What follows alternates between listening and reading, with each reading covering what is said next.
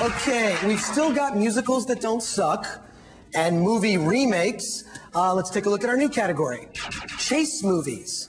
Okay, who won the coin toss backstage? I did. Corey, you won, so you're up first.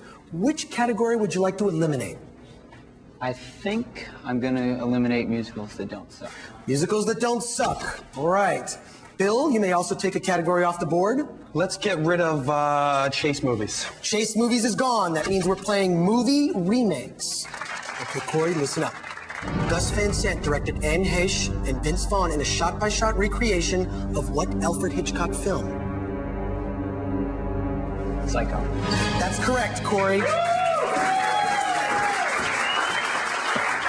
You've earned our last ticket to round 2. If Bill gets this right, he'll be taking it away. What was the name of Warren Beatty's 1978 remake of Here Comes Mr. Jordan? That would be Heaven Can Wait. That is correct. Grab a hold of that ticket. Okay, Corey. 70s San Francisco was the setting for the alien takeover in Philip Kaufman's remake of what 50s sci-fi film?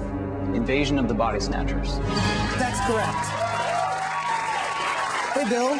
Back to you. Most film fans like Martin Scorsese, so hopefully you can tell me this. What thriller based on John MacDonald's novel The Executioners was remade by Martin Scorsese? Cape Fear. That's correct. Good job. Okay, Corey. You're going to get more difficult.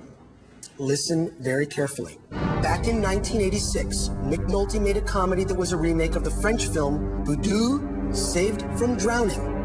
What was the remake called?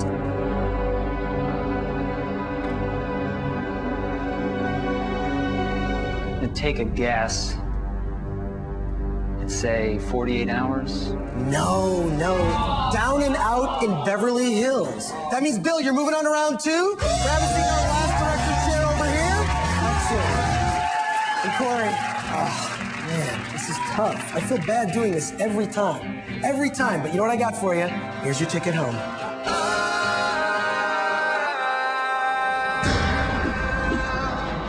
Goodbye, Corey. I promised you some damage, and I think we delivered. At the end of the first cut, we've got Bill, Jason, and Dorothy. There are 3 now, but after this round, there will only be 2. We've tested their knowledge, and frankly, you guys scare me. But now they're going to get a chance to back their movie knowledge up with a little attitude. It's time for the great debate. You guys are going to face off in head-to-head debates. The first 2 people to win a debate move on to round 3. The last person gets a ticket home. To help us decide who wins each debate, we have 3 very special guests.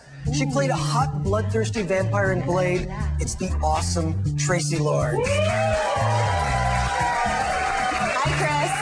I love her. He was the cat who won't cop out when there's danger all about in the movie Shaft. Of course, I'm talking about Richard Roundtree. What say, Chris? He started his movie career hanging out in front of a convenience store in Clerks. Now he's made it all the way to Hollywood. It's Jason Mewes. Now, contestants, you each got a randomly selected ticket to round 2. Please open those now. Those numbers are your orders for the debates. So that means Jason and Bill, you guys are up first. Come on over here. You'll each have 20 seconds to make your initial argument, 10 seconds to rebut the other person's argument. Pay very close attention to these lights on your podium. Green means talk. Yellow means 5 seconds left. Red means stop talking. Let the other guy talk. Now, before the show, we found out that Jason hates Kevin Smith movies. Oh. Okay? But Bill here loves Kevin Smith movies. Yeah! Okay? Now, Jason, you're up first. Go now. After Clerks, Kevin Smith work has really fallen off. It's basically become very commercialized. He's lost that independent spirit that he once had. And every character that he has is now very flat. It's all basically dick and fart jokes. Yes, his first movie was great, but ever since then, he's just kind of gone downhill. in Jay's versus Jay and Silent Bob, it just, none of the characters work. Bill! I think the level of Kevin Smith's writing has always been very high quality, and I think it still is. I also think his choice in projects is very interesting. He always picks an ambitious project, whether it's Ben Affleck trying to convert a lesbian, or the dogma about the ideology of the Catholic Church. I just think that he's always Time. Only 10 seconds to rebut. Jason, go now. Yes, his writing has definitely improved, but have you seen the trailer for Jersey Girl? No. That's the point. And Ben Affleck is just a cardboard cutout of an actor. You can replace him with a Bill! Well, Affleck, like some other talent, was discovered by Kevin Smith, and I'm also talking about Matt Damon and Jason Mewes. Time. This is a very interesting argument. Jason Mewes. Yeah. Who do you think won this debate? That was pretty funny, because I feel if I pick, was it Bill? Anyone's gonna think I'm picking Bill because he's on my friend's side, Kevin Smith. Honestly, though, Jason was stuttering a little bit. He could be nervous, but I don't know if he's just, you don't really know what he's talking about. Kevin, I find Kevin's writing is great and is improved, and, maybe the dick and fart jokes work, dude. He's getting paid, ain't he? He ain't fighting for 5 Gs. But anyway, I do think Bill did a better job, and it's not because he's, because you're fighting for my boy, but I do have to pick Bill. Bill! All right. That's 1 vote for Bill. Richard Roundtree, who do you think won? When I really think about who was the clearest in their argument and their presentation, I have to go with Bill. Bill! Great job! Tracy Lords, just for curiosity's sake, how would you have voted? I'm not telling. You're not telling? Come on. You're not going to tell us? I'm glad that I don't have to make the choice. Oh, okay. That means Bill, you're moving on to round 3. Great job. Okay, Dorothy, come on over here. Now, before the show, we interviewed both of you, and we found out that Jason hates the movie Chicago, whereas Dorothy loves it. Jason, you'll be making the initial argument. Ready, set, go. I just thought that Chicago was a very amateur-style movie. The lighting in it was very, very bad. I understand that it probably does work better as a theatrical show, but I just did not see it transfer over well to film. Yes, Catherine Zeta-Jones won an Oscar. Yes, it won Best Picture, but it really didn't deserve it. The Best Picture should have gone to something that was much more deserving. Dorothy. I think Chicago deserves Best Picture because it is the first musical since Oliver to have won Best Picture, and there's a reason for that. It was a beautiful vision of taking her imagination and her view and making the songs around that, and I think it highly deserves, and it was beautifully filmed. Time. I'm going to stop you for a second.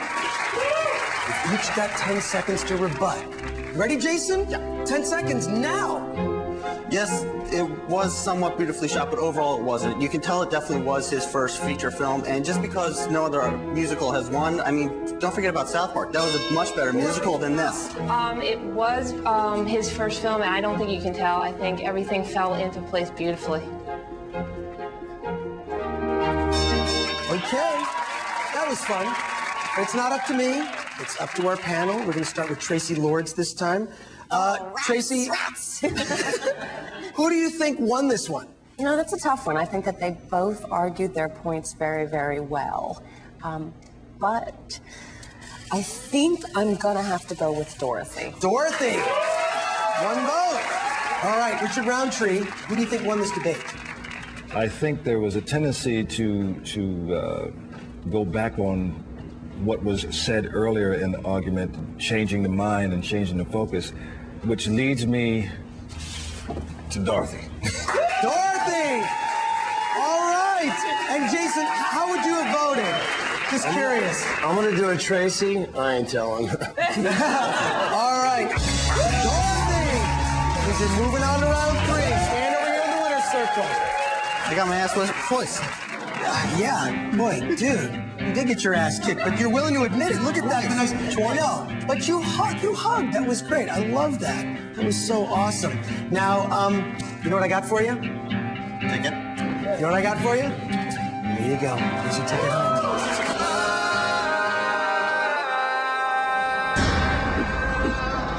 See you,